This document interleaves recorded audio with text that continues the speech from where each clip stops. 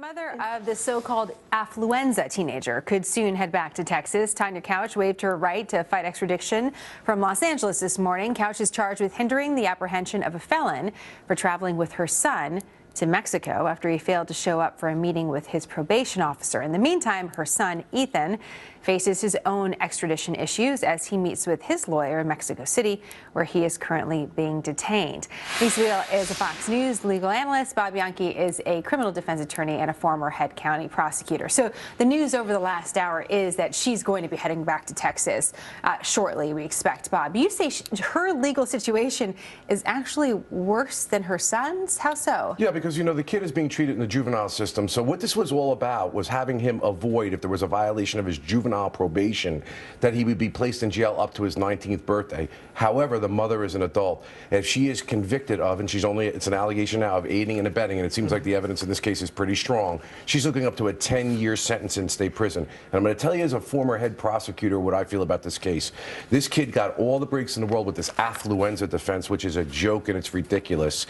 And then after all of that, he's alleged to have violated his probation. And the mother, who was accused of having coddled him for all these years, all of a sudden now helps him to escape the grips of justice. I would go after she proved the point, though. Exactly. It's the continuation of the coddling. Mommy steps in. It's like, oh, my kid might have to go to actual big boy jail. She says, I'm taking you to Mexico and taking care of it. Exactly. Which is he just an innocent bystander in all of this, then, Lisa? You're a mom as well as a lawyer. Exactly. I am, 2 kids. But, let's go back to the crime if we could for a minute. This kid killed 4 innocent people. He was driving drunk. I mean, this is a serious matter that he got off with this probation and clearly violated so quickly. It's just so wrong in so many ways. But the mother is looking up to 10 years. You know as well as I do, though, Bob, when she's going to get on the stand or cries, oh, it was my son. Any mother would have done this. What could I do? So what do you think she'll actually do? She's not going to get much time. You don't think so? I don't think you know what? So. I'm going to tell you as a prosecutor what I would do. Ultimately, I don't know if the judge is going to do this.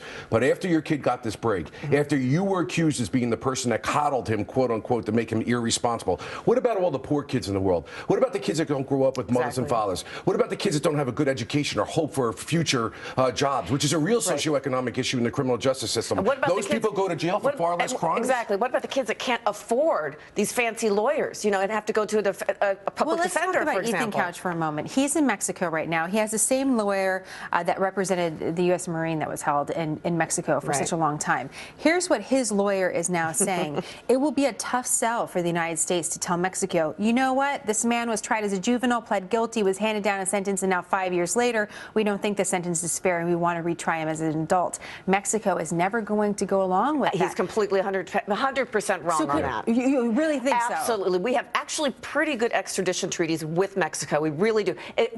But people are coming back for the death penalty, not so much. But really, we do. And I think Mexico authorities are going to look at this spoiled brat of white kid and say, get out of here. Why haven't they done it already then? Well, there's going to be a legal process that goes along with it, but you can be assured, and it happens in every case where you have to extradite somebody from another country or from another state. The paperwork has to be done if they're fighting extradition. They're going to get them. This is a non-issue. Okay, well, let me ask you about what's a real issue, though. Because he was tried in the juvenile system, once he hits the age of 19, something happens, Lise. And as I'm reading this, it could mean that now, I don't want to say poof, everything's gone, but it would change things for Ethan Couch. Sure would. Why? If they keep him in the juvenile system, I don't think they will, but if they do, in Texas, he can only serve time up to, I believe it's April 11th, which is when his birthday. Then that's right. He turns 19. He can't be in the juvenile system. And poof, it does really go away.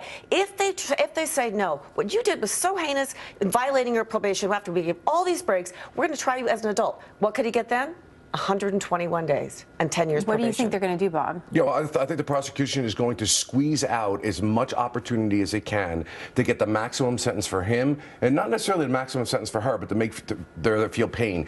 The prosecutors look for deterrence. You cannot let people get this kind of break. The opportunity of a lifetime. As you were just saying, 4 people were killed, 9 people are injured, and then you're out there violating your probation and skipping the jurisdiction of the court. The prosecutor must go after them, and I can't believe the judge is not going to give jail time in this case. Even if it is 120 days. 120 it seems days, so minor, doesn't for that, it? yeah. Well, we'll see what happens when he comes back from Mexico. What about the birthday and how this all plays out? A lot more to come. Lisa and Bob, thank you. You got it. John?